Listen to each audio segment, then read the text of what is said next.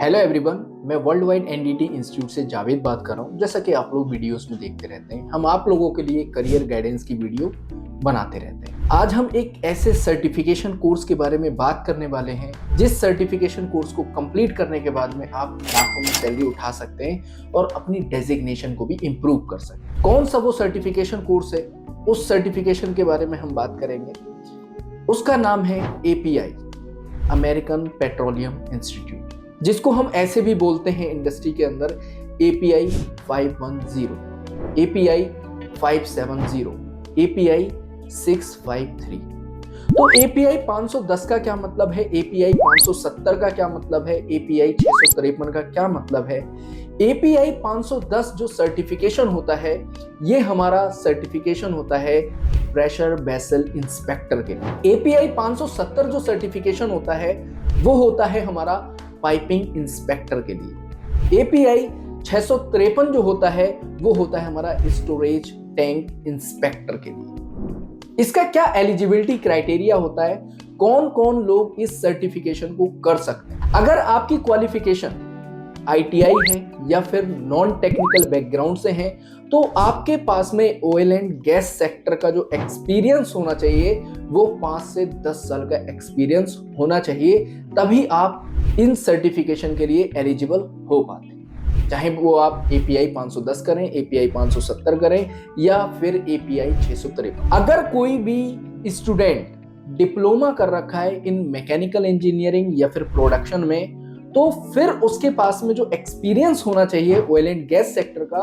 वो 3 से 5 साल का एक्सपीरियंस होना चाहिए। उसके बाद में वो API 510, API 570 या फिर API 653 सर्टिफिकेशन के लिए एग्जाम दे सकता है। अगर कोई भी स्टूडेंट BE या फिर BTech कर रखा है इन मैकेनिकल इंजीनियरिंग या फिर पेट्रोलियम इंजीनियरिंग या फिर मेटलर्जी में या फिर केमिकल इंजीनियरिंग में BE या फिर BTech कर रखा है, तो उसके पास में जो एक्सपीरियंस होना चाहिए वो 1 से लेके 2 इयर्स का एक्सपीरियंस होना चाहिए ऑयल एंड गैस इंडस्ट्री का, तब वो एलिजिबल होता है API 510, API 570 या फिर API 653 के। ये जो सर्टिफिकेशन है ये आपको ग्रोथ दिलाते हैं, आपका करियर बेहतर बनाते हैं इंडस्ट्री के अंदर।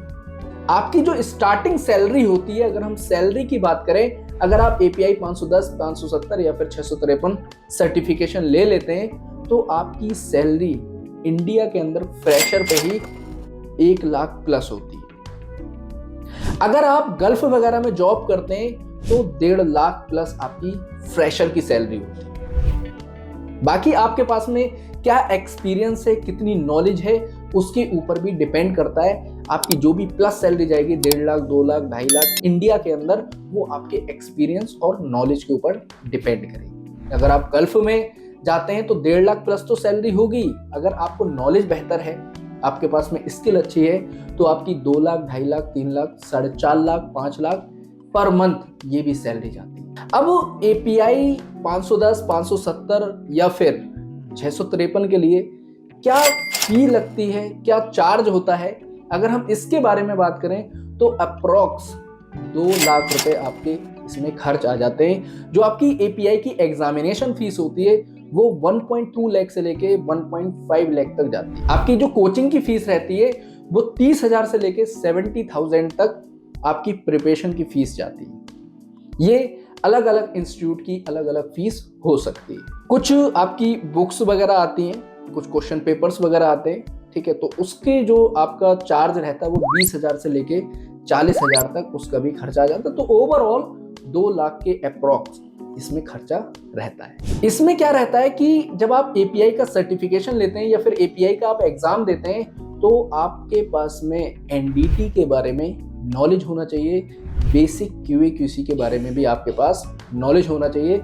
जो ये चीजें आपको आसान बनाती हैं API का एग्जाम क्वालिफाई करने। अब अगर हम बात करें API के, आपने सर्टिफिकेशन ले लिए, आप API में सर्टिफाइड हो गए, तो आप ऑयल एंड गैस सेक्टर जैसे कि रिफाइनरी प्लांट, पाइपलाइन, आपका petrochemical plant, power plant, pressure vessel, piping, storage tank, यहाँ पर आप जॉब कर सकते हैं। और आपको हम सैलरी बता रखे हैं कि आपको काफ़ी अच्छी सैलरी मिलती है।